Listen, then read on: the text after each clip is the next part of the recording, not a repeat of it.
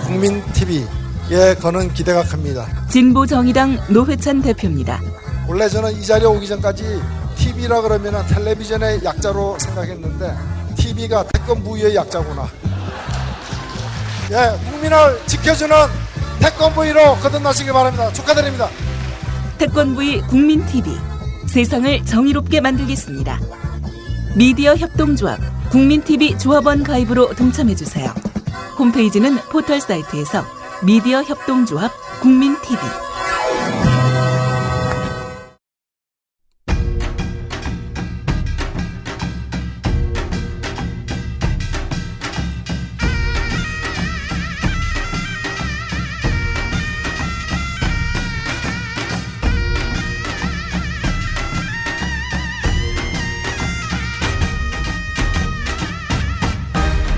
애청자 여러분 안녕하십니까. 2013년 5월 23일 목요일 아침에 인사드립니다.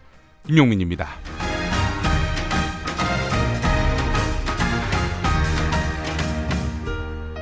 네, 2009년 5월 23일 노무현 전 대통령이 서거한 날입니다. 그래서 오늘이 서거 4주기가 됩니다. 공식 추도식이 오늘 오후에 경남 김해시 진영읍 봉하마을 고 노무현 전 대통령 묘역에서 치러지게 되는데요.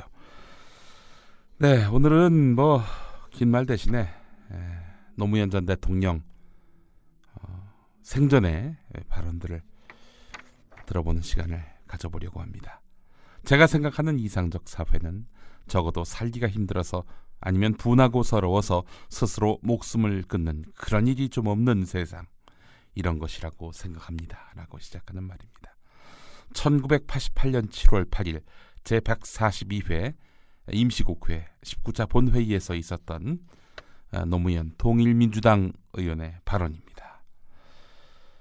약자 배려에 대한 본인의 소신을 강력하게 피력했던 그런 발언이었는데, 이 발언의 내용을 곰곰이 들어보면 노무현이 하려는 정치, 그래서 노무현이 종국에 이루고자 했던 완성된 정치의 결론을 미리 살펴볼 수 있는 그런 연설이 아닐까 싶습니다. 초선 의원 노무현, 장관들에게 성실한 답변을 요구하지 않겠다면서 거침없이 몰아붙입니다. 그러면서 경제 발전을 위해서 파이를 좀 더 키워야 된다라고 말하는 사람들에게 너네 자식들 목숨 갖다가 써서 파이를 키우자, 이렇게 이야기를 합니다. 노무현 전 대통령의 1988년 7월 8일에 발언을 들어보겠습니다. 존경하는 의원 여러분, 그리고 국무위원 여러분, 부산 동구에서 처음으로 국회의원이 된 노무현입니다. 국무위원 여러분, 저는 별로 성실한 답변을 요구 안 합니다. 성실한 답변을 요구해도 비슷하니까요. 제가 생각하는 이상적인 사회는 더불어 사는 사람 모두가 좀 먹는 것, 입는 것 이런 걱정 좀 안 하고, 더럽고 안 입고 온 꼬라지 좀 안 보고, 그래서 하루하루가 좀 신명나게 이어지는 그런 세상이라고 생각을 합니다. 만일 이런 세상이 좀 지나친 욕심이라면은 적어도 살기가 힘이 들어서 아니면 분하고 서러워서 스스로 목숨을 끊는 그런 일은 좀 없는 세상, 이런 것이라고 생각합니다. 옛날에는 생활고로 일가족이 집단 자살하는 일이 많이 있었습니다. 지금은 그런 일은 거의 없는 것 같은데, 그런데도 스스로 목숨을 끊는 사람은 늘어만 갑니다. 제5공화국 이래 지금까지 스스로 목숨을 끊은 사람의 수는 얼마가 되는지 관계 장관 말씀해 주시기 바랍니다. 제5공화국 이래 지금까지 노동자가 기업주의 비인간적 대우에 항거하거나 기업 또는 공권력의 탄압에 항거해서 목숨을 끊은 사람은 모두 몇 명이나 됩니까? 정권의 도덕성을 규탄하거나 광주학살의 진상규명을 요구하며 또는 민족의 자주와 통일을 부르짖으며 스스로의 목숨을 끊은 청년 학생들은 모두 몇 명이나 됩니까?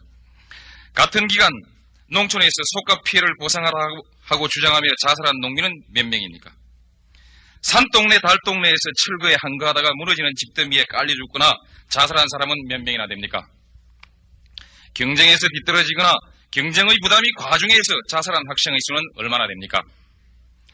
이 같은 가슴 아픈 일이 계속되는 동안 정부는 같은 일이 재발되지 않도록 하기 위해서 그 어떤 노력을 해왔습니까? 만일 하였다면 그 내용은 어떤 것이었는지 이건 좀 구체적으로 설명해 주시기 바랍니다. 청년 학생들이 죽어가는 것은 감옥에 가서 참여해야 될 사람들이 권력을 잡고 온갖 도둑질을 다 해먹으면서 바른 말하는 사람 데려다가 고문하고 죽이는 바람에 생긴 일이니까 그 사람들이 임명한 국무총리나 국무위원에게 무슨 대책이 있으리라고는 믿질 않습니다.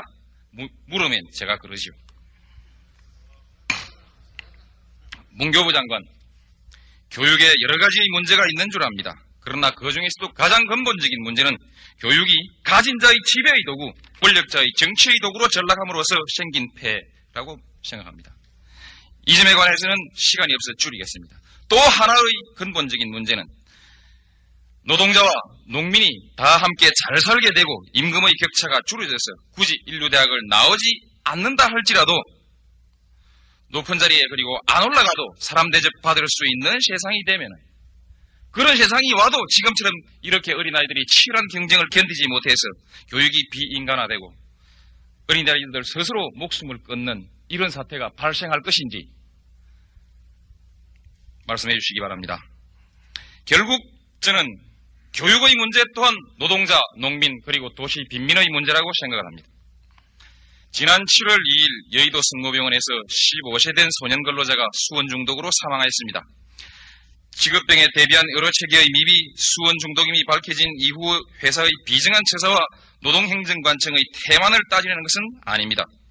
같은 또래의 제 자식 놈은 아직 공부조차 힘이 들어서 온갖 투정이나 부리고 응석이나 부리고 있는 철부지에 불과합니다. 그런데 죽은 이 소년의 경우는 어떻습니까? 그 나이에 멀리 서산에서 서울까지 부모 슬하를 떠나온 것만 해도 애처로운 일인데 그런 어린아이가 귀중한 생명이 좀먹어가는 그 위태로운 작업장에 방치되고 끝내 목숨까지 잃게 한 책임은 결국 무능한 그의 부모만이 져야 되는 것입니까? 그 며칠 전에는 14살 먹는 어린 소년이 하루 11시간의 장시간 노동에 견디다 못해 자기가 다니던 공장에 불을 지른 사건이 보도됐습니다. 의원 여러분, 가만히 앉아 계셔도 11시간 다리가 꼬이고 허리가 아프시오. 과연 그 철부지를 잡아다 방화제로 처벌을 하고 나면 그만입니까? 노동부 장관, 현재 전국적으로 미성년 취업자는 몇 명이나 됩니까? 노동시간이 세계 최장인 것은 이미 널리 알려진 사실이라 다시 안 묻습니다. 한국의 산재율은 세계 몇 번째입니까? 해마다 산재로 죽는 사람은 몇이나 되고 그중 병신이 되는 수는 몇이나 됩니까? 좀 알기 쉽게 1000명을 기준으로 하면 한 해 몇 명이 병신이 되거나 죽는가? 한 노동자가 40년 일한다면 산재로 죽거나 병신이 될 확률은 몇 퍼센트나, 몇 명 정도가 되고 그 중에서 죽게 될 확률은 몇 퍼센트나 되는지 1000명을 기준으로 해서 역시 한번 밝혀주시기 바랍니다. 이것만은 꼭 한번 정확한 수치를 밝혀주시기 바랍니다. 내무부 장관, 전국적으로 철거의 대상이 되는 이 점은 우리 양성우 의원께서 이미 물으셨기 때문에 노점상과 철거민의 문제는 더 말씀드리지 않겠습니다. 어쨌든 이 나라 노동자, 농민, 도시빈민의 비참한 삶을 더 늘어놓지는 않겠습니다. 다만 돈 있고 힘 있는 사람들이 입만 벌리면 외쳐대는 한민족, 한동포라는 말이 과연 진실이라면 이들도 우리와 함께 고통스러운 삶으로부터 해방되어야만 합니다. 만일 그들의 고통이 돈과 힘을 한 손에 모아진 소수 특권 계급의 착취와 억압에 기인된 것이라면 그들은 착취와 억압으로부터 해방되어야 합니다. 정부는 분배 구조를 개선해서 빈부격차를 해소하겠다고 수없이 약속하여 왔습니다. 빈부격차 해소 방안을 구체적으로 밝혀주시기 바랍니다. 법무부 장관, 우리 헌법을 보면은 모든 국민은 인간다운 생활을 할 권리가 있다고 선언해놓고 있고 이를 위해서 국가가 해야 할 여러 가지 의무를 규정하고 있습니다. 따라서 국민은 국가만 믿고 있으면 잘 될 것도 같습니다. 그런데도 그 같은 규정 외에 근로자의 단결권과 단체 행동권을 다시 규정하고 있습니다. 제 생각으로는 헌법상 단결권과 단체 행동권의 규정은 노동자의 권리는 노동자 스스로의 투쟁에 의하지 않고는 확보된 일이 없다는 역사적 경험을 승인한 것이라고 보는데 어떻게 보십니까? 그리고 이를 인정하지 않을 때에는 노동자들이 들고 일어나서 자본주의 구조 자체를 뒤엎어버릴 위험이 있고 그 소용돌이에 휩쓸려서 상대주의 철학에 기반을 두고 있는 민주주의 제도마저 파괴될 위험이 있어서 이를 제도 안에 수용한 것 아닙니까? 권력 분립이나 복수정당 제도가 부인되었을 때 이를 민주주의라 볼 수 없듯이 노조와 파업의 자유가 부인되는 것에 민주주의가 있을 수 없고 따라서 노조와 파업의 자유에 대한 도전은 민주주의 그 자체에 대한 도전이라고 생각되는데 같은 의견이신지 아니신지 밝혀주시기 바랍니다. 국무총리에게 묻습니다. 국무총리는 지난 6월 22일 이 자리에서 체제전복적 운동에 대해서는 강력한 대책을 강구할 것이라고 공언하셨습니다. 당시 총리께서 말씀하신 체제라는 말은 우리 헌법이 보장한 민주적 기본 질서를 뜻하는 것입니까? 아니면은 쿠데타로 헌정 질서를 파괴하고 온갖 부정을 자행한 권력자와 그 공범들 그리고 그들과 결탁해서 온갖 특혜와 독점적 이익을 누리고 있는 소수 특권 계급의 이익을 뜻하는 것입니까? 분명하게 밝혀주시기 바랍니다. 총리가 말한 체제라는 말이 민주주의를 뜻하는 것이라면 그 체제는 군부 독재에 의해서 이미 파괴되어 버렸습니다. 체제라는 말이 자본주의를 뜻하는 것이라면 그 체제도 이미 독점 재벌들에 의해서 반신불수가 되어버린 상태라고 생각합니다. 그리고 자본가들의 끝없는 탐욕과 정부의 잘못된 노동정책이 그 반신불수의 체제나마 위태롭게 하고 있다고 저는 봅니다. 작년 7월, 8월 이래 노동자들의 투쟁은 그 횟수도 엄청났거니와 그 세력 또한 그것이 일정한 이념적 목표 아래 조직된 힘으로 일시에 일어날 경우 정부의 존립을 뒤엎어 놓을 수도 있다는 가능성을 명백하게 보여주었습니다. 이러한 관측이 과연 타당한 것이라면 이들 노동자들에게 계급혁명의 이념을 심어주려고 노력하는 사람들뿐만 아니라 이들에게 끝없는 고통을 강요하고 노조활동마저 파괴해서 제 몫의 일부나마 찾으려는 노력마저 봉쇄함으로써 이들의 가슴에 분노와 증오가 응어리지게 하는 사람들 또한 명백히 민주체제의 파괴를 재촉하는 집단이라 하지 않을 수 없을 것입니다. 양자 모두가 체제를 파괴하려는 세력이라 할지라도 전자는 뜨거운 인간애와 도덕적 이상에 불타고 있음에 반해서 후자는 이기적 탐욕에 눈이 멀어 있는 집단이라는 점에서 그리고 전자가 외부에서 침투한 것이 아니라 후자 집단이 만든 착취의 구조 속에서 자생한 세력이라는 점에서 체제를 근본적으로 위협하는 세력은 후자의 집단이라고 저는 생각합니다. 노동부 장관, 나는 노조제도를 파괴하려는 기도는 그 자체가 민주적 기본 질서에 도전하는 행위임을 전제로 다음 몇 가지를 물어봅니다. 87년부터 지금까지 기업주가 노조 설립 신고 서류를 탈취한 사건은 모두 몇 건이나 됩니까? 노동자들이 노조를 설립해서 설립 신고를 하라 했으나 신고증을 제때 내주지 않거나 반려시킨 횟수, 또 설립 신고서가 먼저 접수되어 있다는 이유로 소위 유령 노조 때문에 신고서가 반려된 경우는 몇 건이나 됩니까? 노조 활동을 이유로 부당 해고된 사람은 몇 명이나 되며 부당하게 부서를 변경당한 사람은 몇 명이나 됩니까? 다 모르면은 구제 신청 받은 건수 정도로 말씀해 주셔도 좋겠습니다. 기업주가 노동자를 납치한 사건은 몇이나 됩니까? 파업은 사업장 안에서만 하게 돼 있는데 파업을 했다 해서 통근차 운행을 중지하고 식당을 폐쇄하거나 단전 단수까지 하는 것은 과연 합법입니까?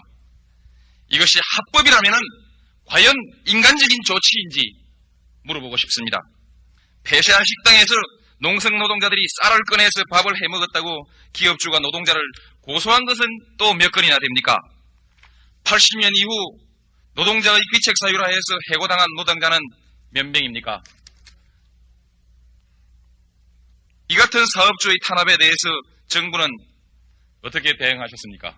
법무부 장관, 87년 이후 노사분규와 관련해서 구속된 사람 중에 노동자는 몇 명이고 사업주는 몇 명입니까? 뻔하게 사업주가 시킨 줄 알면서도 눈 딱 감고 행동된 몇 사람 구속한 것은 빼고 말씀하시는 것이 보다 양심적이라고 생각합니다. 사업주를 구속한 것은 한 건도 없죠. 그 엄청난 노동 탄압에 사업주가 관여한 것은 단 한 건도 없다는 말입니까? 그런데 얼마 전 현대전공에서 노동자가 문서 탈취 사건으로 구속된 일이 있습니다. 그 문서의 내용을 보면은 경영자가 전모라는 깡패의 신상이 적힌 메모를 가지고 구사대를 조직하려던 계획서가 그 안에 들어 있었습니다. 그런 계획서를 만든 사람은 멀쩡하니 돌아다니고 그런 계획서 뺏었다고 감옥 가고 너무 불공평 안 합니까? 또 빙산의 일각을 말씀드리겠습니다. 지난 2월 부산 원창에서 한 여성 근로자가 남자 사원 3명으로부터 사설 고문실로 끌려 들어가서 폭행을 당했습니다. 당시 관리자들은 옷을 벗겨서 폭행을 하고 심지어는 청산가리를 억지로 먹이려고 위협하기도 했습니다. 그 근로자는 진단서까지 첨부해서 검찰에 고소를 제기했습니다. 그에 대해서 검찰이 어떻게 했는지 법무부 장관께서는 알고 계시는지 모르겠습니다. 네 말 말고 증거 있느냐? 다그치기만 하고 아직 아무런 결말도 안 내고 있습니다. 장관이 검사로 재직했던 경험에 의하면 진단서와 피해자의 진술이 있어도 목격자가 없으면 공소유지가 안 됐습니까? 저는 지금 그 청산가리가 묻은 옷을 보관하고 있습니다. 피해자는 이것 또한 어디서 만들어 온 것 아니냐고 물을까 봐서 증거로 제출할 의혹을 읽고 저한테 가지고 왔습니다. 다른 아무 증거도 없이 공갈을 당했다는 사장의 말 한마디만으로 구속된 노동자의 사건과 비교하면 너무 불공평하지 않습니까? 네, 내무부 장관, 소위 구사대와 노동자들이 부닥치는 곳에서마다 경찰이 구사대는 내버려 두고 오히려 피해를 입은 노동자들만 경찰서로 끌고 가는 것은 무슨 이유입니까? 지난번 대한광학 구사대 사건에서는 구사대가 폭행하는 현장에 경찰이 직접 지휘를 하였다고 노동자들은 주장하고 있는데, 물론 그런 일은 있을 수도 안 되고 있을 수도 없는 그런 일이겠지요. 답변을 요구하지 않습니다. 조금 큰 사업장에 붕괴가 생기면은 안기부, 보안대, 경찰이 함께 관여해서 관계기관 대책 회의를 한다는데 안기부나 보안대가 노동 문제에 관여하는 법적 근거는 어디 있습니까? 물론 이것도 있을 수도 없고 있을 수도 안 될 일입니까? 이 사건은 현대와 대한광학, 통일, 동아건설 등에서 구체적인 증거가 발견됐습니다. 아직도 경제발전을 위해서는 파이의 크기를 더 크게 하기 위해서는 노동자의 희생이 계속돼야 됩니까? 파이의 크기를 더 크게 하기 위해서 이래야만 되는 겁니까? 월남전 생각이 납니다. 월남전에 대해서 온 세계가 비난을 하고 민족의 자율성을 들어서 비난하는 견해가 있었을 때 정부는 슬그머니 여론을 이렇게 조성했습니다. 월남전에 참여해서 벌어온 돈으로 우리의 경제가 발전됐노라고 이렇게 사람들을 속이려 했습니다. 바로 이 발상이야말로 돈이면은 무슨 짓이든 다 할 수 있다는 것입니다. 내 나라 백성 몇만 명이든 죽일 수 있다는 끔찍한 발상입니다. 저는 이렇게 묻겠습니다. 그런 발상을 가진 사람들에게, 파이를 크게 해야 된다고 생각하는 사람들에게, 니네들 자식 데려다가 죽이란 말이야. 춥고 배고프고 힘없는 노동자들 말고 바로 당신들의 자식을 데려다가 현장에서 죽이면서 이 나라의 경제를 발전시킵시다. 인문학으로 여는 오늘 5월 23일 순서입니다.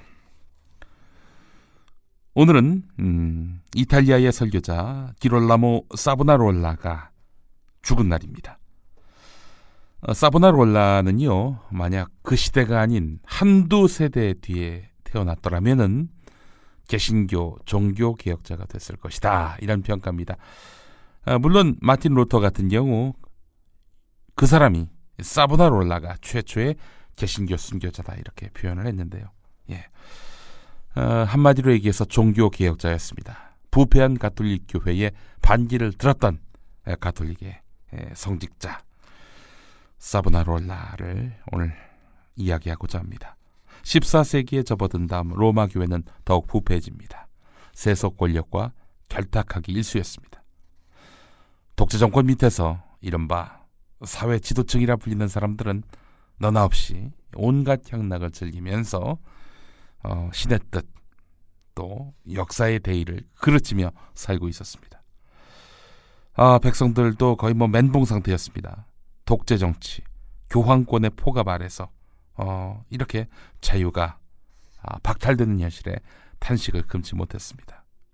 가진 자들의 사치와 방탕은 극에 달했습니다. 멸망을 향해 치닫는 이런 이탈리아의 역사, 이 역사를 사보나롤라는 직시했습니다. 그리고 하나님을 두려워하라, 죄악의 도성 플로렌스를 하나님은 멸하시리라, 회개하라, 이렇게 외쳤습니다. 이런 얘기하면은 기득권자들이 좋아하겠습니까? 아무리 같은 종교를 믿는 사람이라도요. 교황은 사보나롤라를 회유했습니다. 추기경 자리를 주겠다, 이렇게 말이죠. 하지만 이 사보나롤라는 추기경이 쓰는 붉은 모자보다는 차라리 순교의 붉은 모자를 쓰겠다고 이야기하면서 교황과 대립했습니다. 그리고 1498년 바로 오늘 적들에게 체포돼서 목 졸려 죽은 다음 한 줌의 재가 돼서 강물 위에 뿌려지고 말았습니다. 오늘은 사보나롤라가 죽은 날입니다. 오늘 순서 모두 마치겠습니다. 여러분, 뜻 있는 하루 되시기 바랍니다.